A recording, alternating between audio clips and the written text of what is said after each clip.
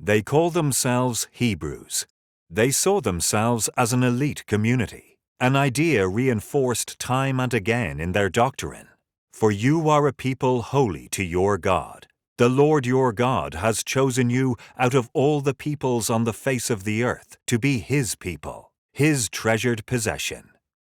Arriving as invaders, to a people quiet and unsuspecting, they put them to the sword and burned down their city. This was the land promised by God to Abraham. The goal was to destroy the entire population and replace them with the chosen race. Hebrews, from the God of War. Continuing to infiltrate Palestine, under the command of Joshua, the Hebrews took possession of the Central Highlands, killing everyone in it. He left no survivors. Settling in their new home, the Hebrews maintained the ritualistic practices and laws that set them apart. These laws pronounced the death sentence for various misdemeanors, including witchcraft, worshipping other gods, making molten images, and even a woman's failure to demonstrate her virginity on the marriage bed. It permitted the enslavement of all non-Hebrews and justified the slaughter of their victims because the Canaanites were wicked people, presumably because they did not stone their wives or kill their witches. However, the Hebrews did not have the fighting all their own way. They encountered more formidable opponents as they moved into the coastal plain towards the Mediterranean. The Philistines had chariots, which gave them tactical advantage in the plains, but were ineffective in the wooded highlands where the Hebrews maintained control. The conflict reached a stalemate as the two sides engaged in perpetual war, each unable to score a decisive victory over the other. In one encounter, the Philistines managed to capture the ark, which they gleefully paraded throughout their domain. Eventually, they returned together with gifts of gold, following a peace treaty between the two sides. Up to that time, the Hebrews were a loose confederacy of 12 tribes, led by commanders called judges. In those days, Israel had no king. Everyone did as they saw fit. But this loose confederation had its drawbacks. An internal dispute ended in the slaughter of the tribe of Benjamin, leaving only 600 male survivors.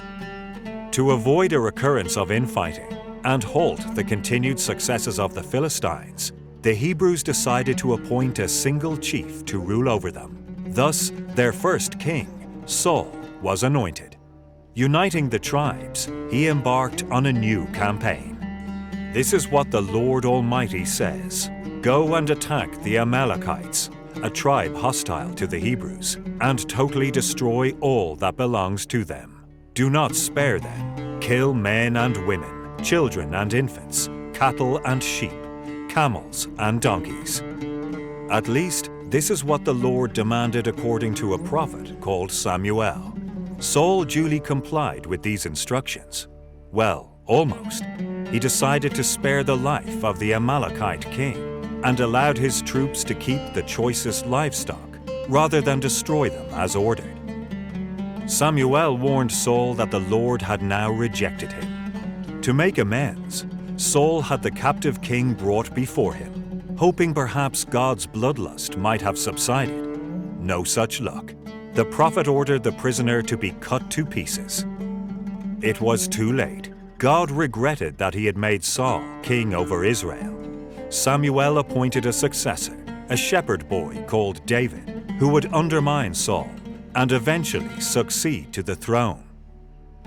Once he had taken power, David began to reverse the triumphs of the Philistines, pushing them back to their coastal cities, attacking tribes to the north, enslaving the defeated people for use in construction projects, and slaughtering all he did not enslave. A worthy candidate for a bloodthirsty god, David's victims included not only Saul's sons, but indirectly his own son, Absalom. He captured Jerusalem and made it his capital. Within its walls, he planted the Ark of the Covenant on Mount Moriah, the Temple Mount, where Abraham had built the sacrificial altar. The city and its temple would become the symbol and spiritual center for the Hebrews. The success of their relentless aggression can be summed up in the following passage. So I gave you a land on which you did not toil, and cities you did not build. And you live in them and eat from vineyards and olive groves that you did not plant.